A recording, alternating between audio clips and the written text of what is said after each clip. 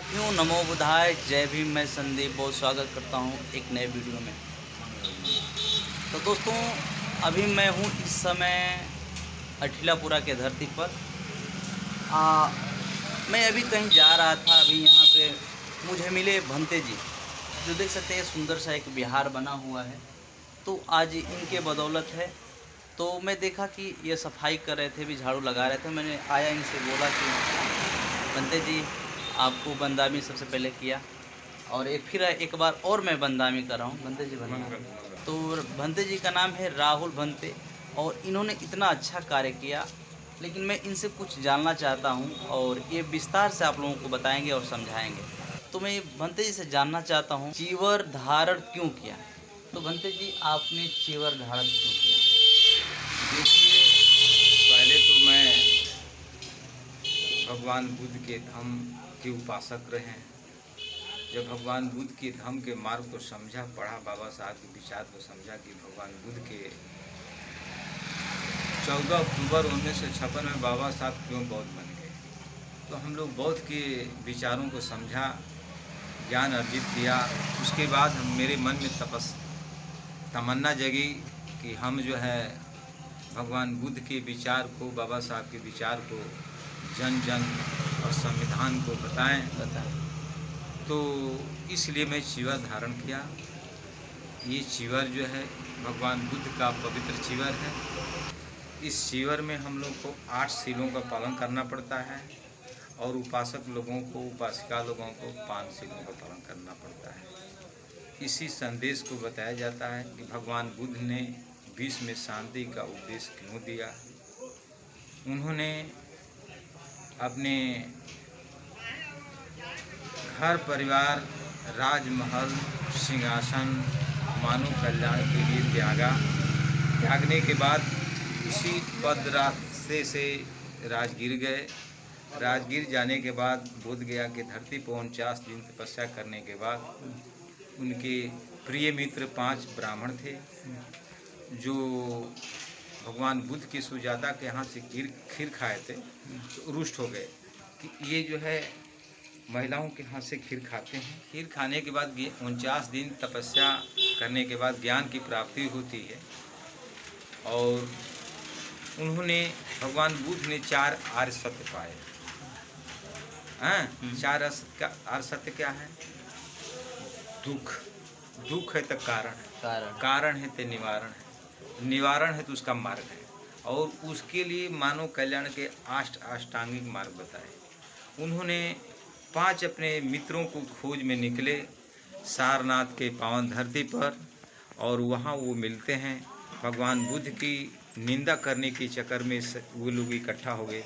लेकिन भगवान बुद्ध ज्ञान की प्राप्ति के बाद वे स्वयं, ज्यों उनकी तीव्र ज्योति नज़र पड़ती है, दर्शन होता है, भगवान बुद्ध की शरण में गिर गए कि भगवान, मैं आपको जो है गलत समझा। और पहला उपदेश मृगवान वन में जो है आषाढ़ी पूर्णिमा में उन्होंने दिए। और वो जो है संदेश देने के बाद उनका, देखिए भगवान बुद्ध जो है 3 एक ही चीज़ें, विश्व में ऐसा अनोखा जो है भगवान बुद्ध का जन्म है। बुद्ध पूर्णिमा को लुम्बिनी में जन्म होता है, और बुद्ध पूर्णिमा को बुद्ध गया की धरती पर ज्ञान की प्राप्ति होती है। और बुद्ध वैशाली में उन्होंने घोषणा कर दिए थे कि मैं 3 माह अपना परिनिर्वाण करूँगा।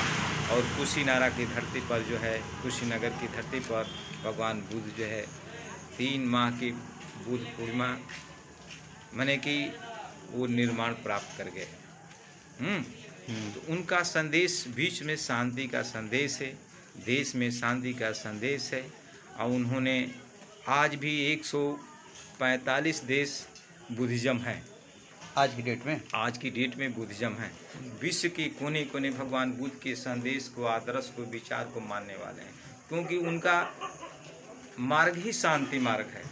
उनके मंदिर में जाएंगे, किसी प्रकार का कोई चढ़ावा नहीं होता है, किसी प्रकार का कोई रक्षा नहीं बना जाता है, किसी प्रकार कोई बाजा नहीं बजती, शांत प्रिय लोग घूमते हैं, भ्रमण करते हैं। वहाँ मंदिरों में जाने पर, जहाँ भी जाएंगे, भगवान बुद्ध के जो भी मंदिर हैं, कुशीनगर हो, और लुम्बिनी है, बुद्ध गया है, सब स्थलों पर सारनाथ में शांति मिलती है लोगों को। इसलिए भगवान बुद्ध का संदेश पांचशील है। पांचशील क्या है?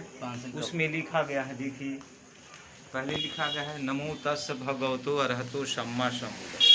उस नमो तस् का मतलब होता है, भगवान बुद्ध ने कहा तस्, अरहत माने ज्ञान होता है, ज्ञान की प्राप्ति, और भगवतो एक भगवान शब्द आ गया, ये पाली भाषा है, पाली भाषा, और भगवतो भगवान शब्द की परिभाषा उन्होंने काम, क्रोध, लोभ, मोह, माया, अहंकार, इन चीज़ों को भंग करना, माने भंग करना, त्याग देना, ये परिभाषा उनकी गाइडलाइन है कि जिसने भंग कर दिया, त्याग कर दिया, वही भगवान है। भगवान एक गुणवाचक शब्द है। आज परम पूज्य बाबा साहब मानवर कांसी राम साहब हैं, इनका संदेश क्या है?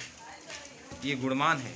संविधान इस देश में जो लिखे 32 डिग्रियों प्राप्त करने के बाद बाबा साहब ने इस देश का संविधान लिखा।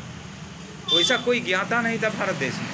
एक घर, एक परिवार में कोई परिवार का गाइडलाइन नहीं संभाल पाता, चल नहीं पाता। उन्होंने सब धर्मों के लिए सब मने बराबर, विधि मने कानून, सब के लिए एक समान कानून दिए, चाहे किसी भी जात धर्म से उनका कोई लेना देना नहीं। तो भगवान बुद्ध का धर्म है, धर्म नहीं। हिंदू, मुस्लिम, सिख, ईसाई, किसी से धर्म से कोई लेना देना नहीं। भगवान बुद्ध का संदेश है, बुद्धि की शरण में जाना है, शिक्षा ग्रहण करना पड़ेगा, धर्म के मत अच्छे मार्ग पर चलना पड़ा, संघ के शरण में जाना पड़ा। संघ विद्वानों का संघ है, भिक्षुओं का संघ है, अच्छे लोगों का संघ है। संघ तो बेविचारियों का है, गंजड़ियों का है, जुआड़ियों का, शराबियों का। ये कौन सा संघ अपनाते हैं, ये आप पर निर्भर करता है।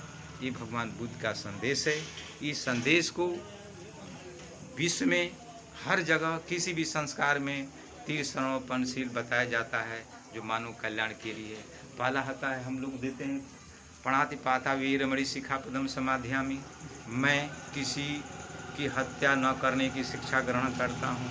मूसावादा वीर अगर करते हैं तो आर्टिकल 302 के मुजरिम बनेंगे। बाबा साहब ने 5 शीलों का अधिकार दिया हुआ, ठीक है।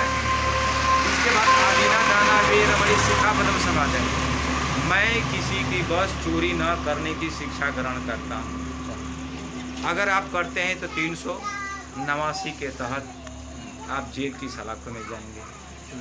कामेषु मीशाचारा वीरमणि शिखापदम समाधि, मैं अपने पत्नी के बाद अगर कोई दूसरी नारी है, महिला है, तो मेरी सामाजिक दृष्टि से चाची, बुआ, बहन ये सब लगती है। अगर उससे आप छेड़छाड़ करते हैं तो 376 के तहत जेल की सलाखों में आप जाएंगे। मूसावादा वीरमणि शिखापदम समाधियामि, मैं झूठ, बकवास, चुगलाई, किसी के साथ हेरा फेरी नहीं करूँगा।